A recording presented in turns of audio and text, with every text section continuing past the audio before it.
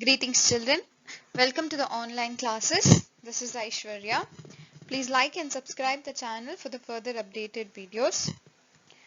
The following video is for class 3, subject General Science, chapter 11, water shortage and pollution.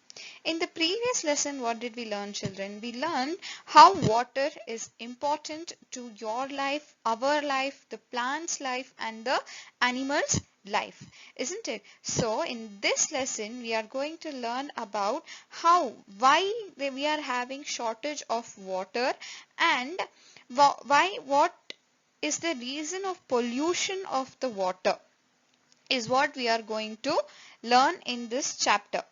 So to begin with, water is one of the most precious resource on earth.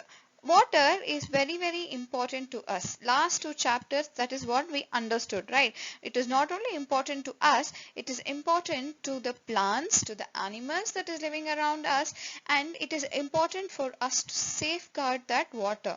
So water is one of the most precious resources on earth. Pure water on earth, and it is necessary for all living things. Pure water is colorless, odorless and tasteless. What does it mean? Pure water. Pure water, if you take, it does not have any color. It does not have any smell. Odorless means smell. Tasteless, it does not have any particular taste. Pure water does not have any particular taste. Whatever water that we drink in today's life, it is all added with minerals. If you're drinking water directly from the filter, it is minerals added water. So there will be some kind of taste in it. But if you taste the pure water, purest form of water, it is colorless, it is odorless. Odorless means there is no smell. Okay, good smell, bad smell, there is no smell, and it is tasteless. Then we see water in three forms, isn't it? The three forms that we see the water is in the liquid, solid and water vapor forms. Now the first liquid form, we all use it in our day-to-day life. Then solid form, the ice cubes. Ice cubes are the solid forms of water. We use them very often. Then the last one is water vapor. When you're boiling the water, there is water vapor which comes up, isn't it? So that three are the three different states of water on earth.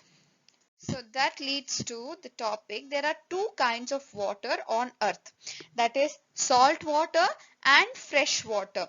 So what is salt water? Salt water has high salt content and it is not drinkable. Salt water, as the word says, it has high content of salt in it and it is not drinkable. Water in the oceans and seas is thus has salt water. If you visited any beach or oceans for that matter, when you are playing in the water, if by mistake or even if you try to taste that water, it is very extremely salty. You cannot drink that water. Okay, so that water is called the salt water. And the next one is fresh water. Now salt water means it has lot of salt in it. What does fresh water means?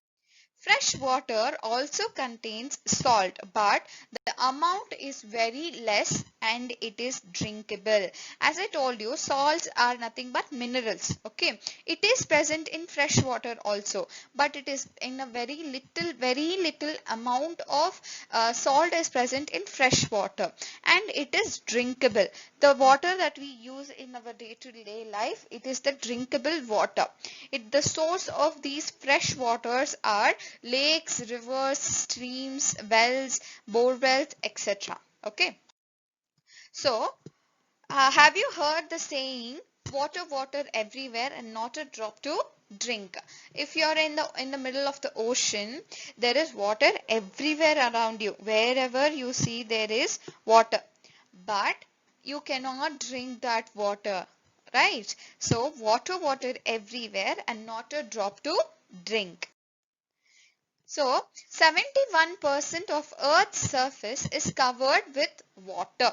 71%, only 29% is filled with land, but all the 71% of the earth is water. That is why it looks blue color. If you have watched a globe, or if you are watching some space related programs, you can see that the earth, when they show earth looks blue color. Why? Because it has 71% of water which is present on earth. And of this, only 1% of water is drinkable water. Here you can see a pie chart or the circle. If you consider the circle as the earth, out of it 71% is undrinkable water, just 1% is drinkable water, and 29% is 29% is filled with land. So 70% is undrinkable water, 1% is drinkable water, and the land is 29% of earth is filled with land.